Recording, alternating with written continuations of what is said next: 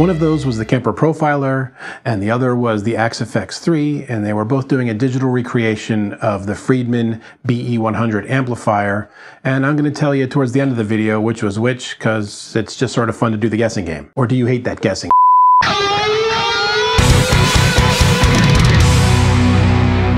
In the world of amp modeling, the Kemper Profiler and the Axe-Fx are definitely two of the biggest ones, and in the world of amps itself, the Friedman BE100 is definitely one of the iconic ones. And by the way, BE, I'm told, stands for Brown Eye.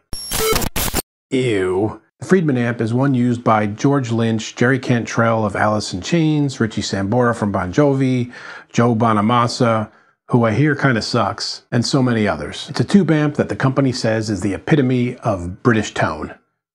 It is, however, wired in the US and uses US transformers. Not that I care about such things.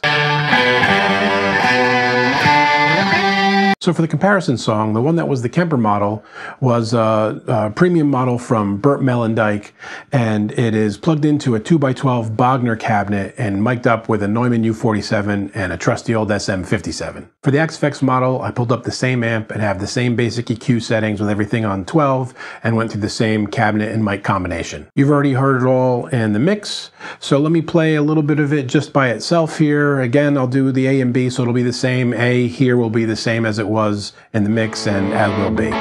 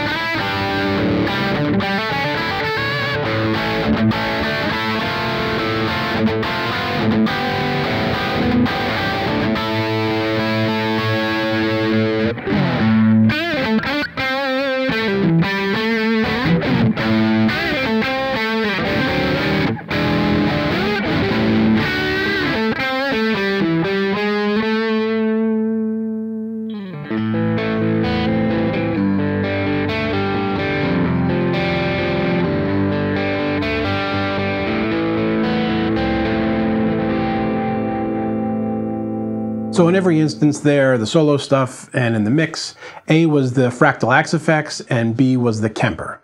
Now for me, as always, I like the sounds of both of these things in different ways and use them a little bit differently. For the Axe-Fx, I find that the mids are a little bit more present and it's a bit of a tighter tone. It almost sounds like the kind of tone you would hear already in a mix, like it's been processed through the chain of effects and EQ and compression that's needed to sit well in a mix. And with the Kemper, it's a little bit more open sounding, airy. The distortion sizzles a little more and the bottoms feel a little bit more like you're sitting in a room and you can feel the air being pushed, which isn't always the best thing in a mix, but sounds really good by itself. And of course you can put it in a mix and do what you need to do to it to get there.